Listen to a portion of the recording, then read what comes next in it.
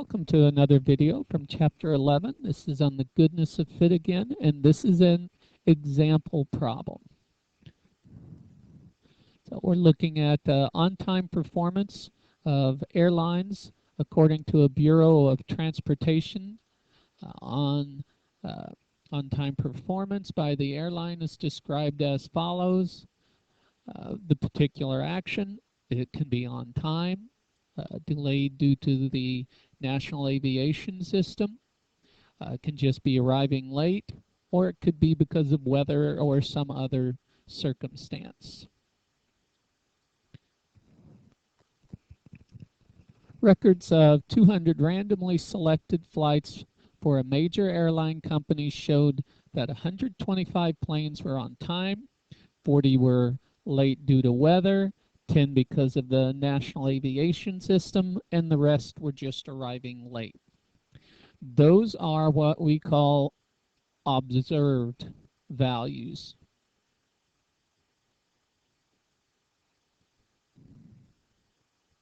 Observed values. So the 125 were on time.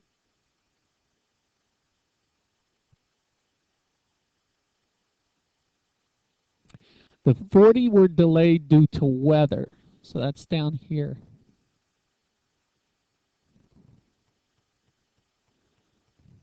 $10 by the NAS.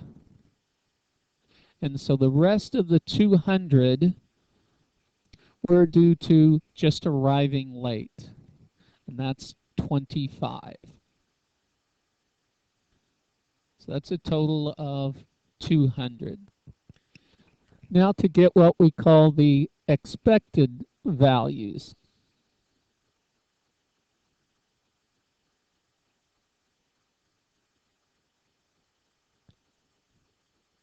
Expected values refer to, based on these percentages, how much of that or how many of those 200 would we expect to be on time. Well, the idea is 70.8%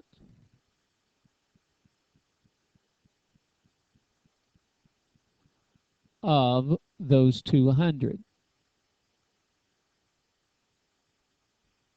which is 141.6.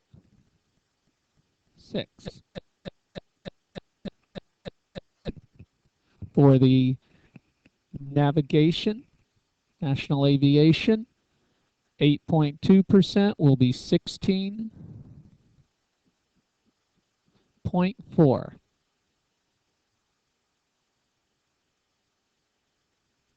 For the just arriving late, 18. And for the weather, 24.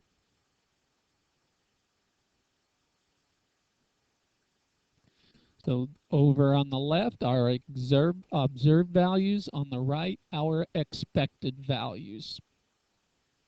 Now, based on this, we're going to calculate or create the hypothesis test.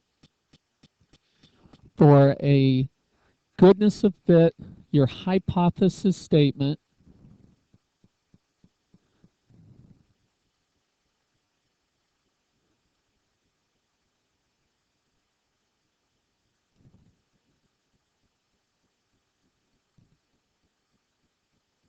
your null hypothesis is always something along the lines of the distributions are the same. So for this particular case, it would be the distribution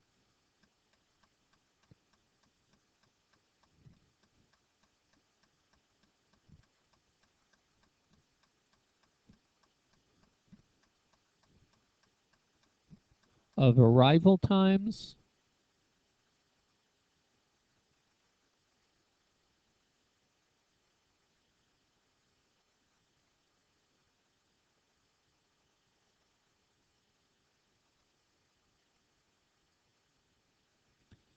is as described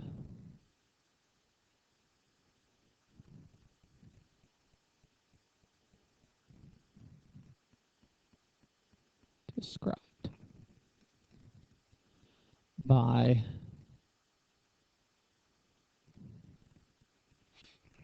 the Transportation Bureau.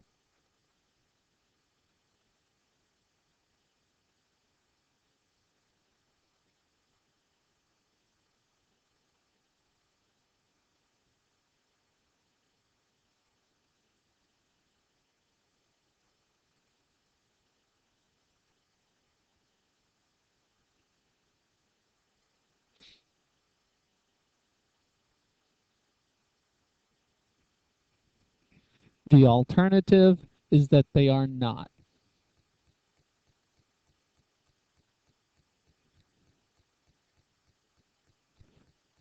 The distribution is not.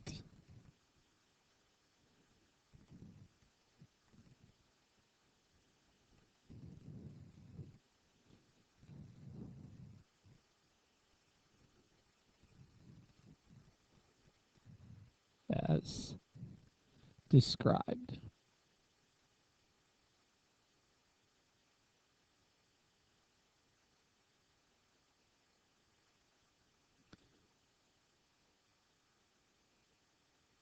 By the Bureau.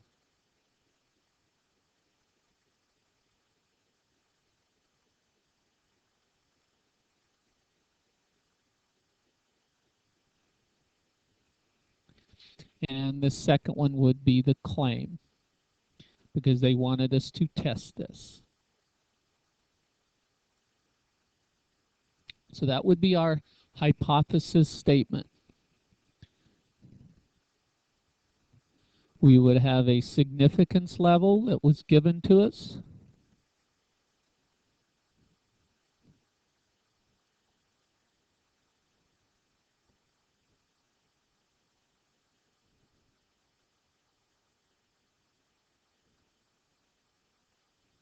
Was alpha equal 0.05.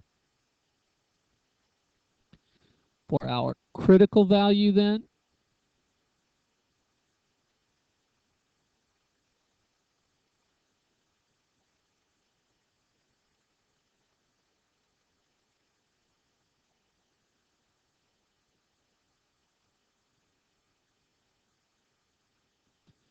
our degrees of freedom, which are k minus 1,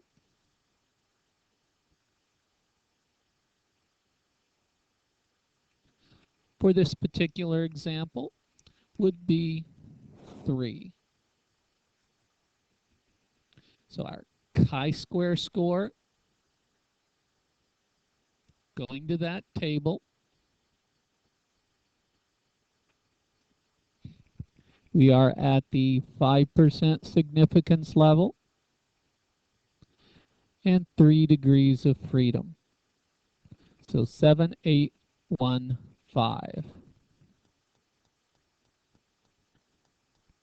7.815.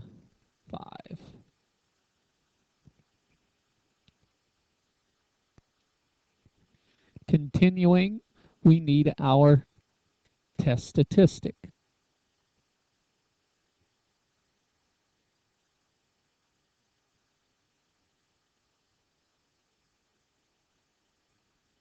And a chi-square test stat is, recall, a summation of your observed minus expected squared over the expected. So our particular example, that would be 125 minus 141.6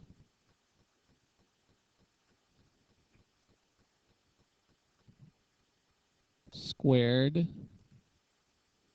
over 146. That would be our 141.6. That would be our first part of it. That comes from right here on the on-time line. 125 observed, 141.6 expected. As we continue,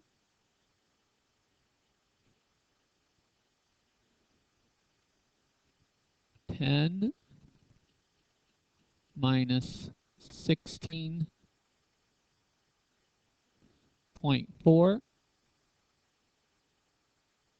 squared over our 16.4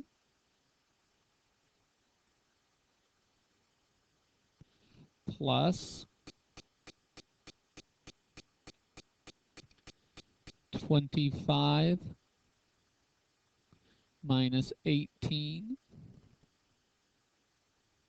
quantity squared over 18 plus then for our last one 40 minus 24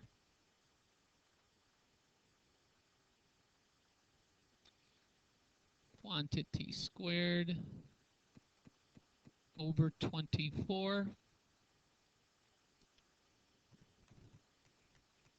and that will total up to a 17.83.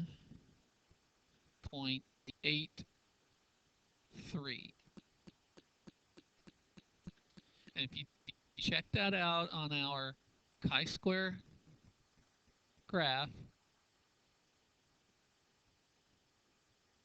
here was our 7.815, and way down here is our 17.83, well in the rejection range.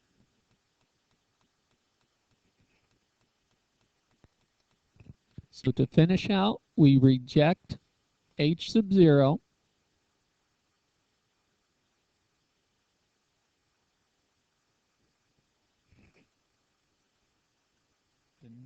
The null hypothesis,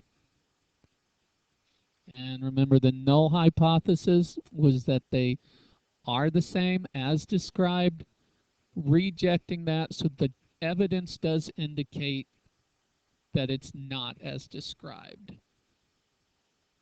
So for our summary,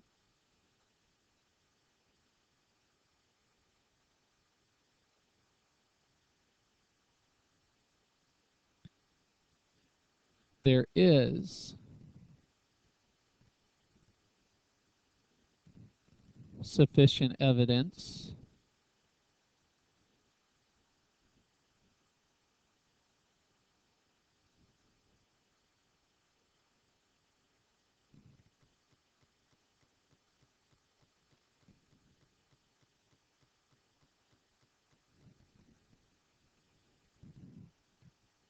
to indicate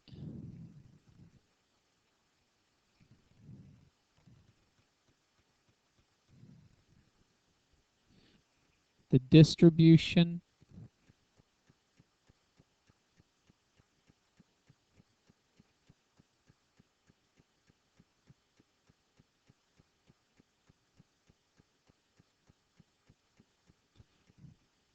of arrivals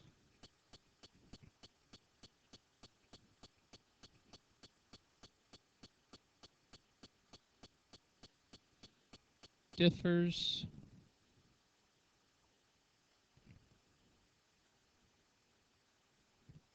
from that stated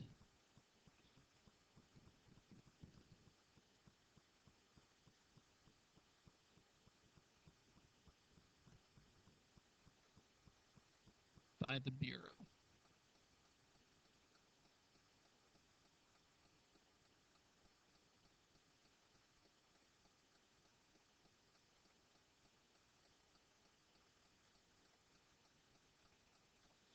That would be our goodness of fit hypothesis test. Make sure you calculate your expected values correctly, and that's based on the number of total. The number total. Your hypothesis test will always have the null as the distributions are the same in some version. That's how that would be worded. Some version of are the same. The alternative that they're not. Make sure you use the correct degrees of freedom. Number of classes, -1. This was 3, remember. Get the right one off the list. Make your chi-square test stat. Make sure that you are squaring those values. And then do your summary after your reject, do not reject.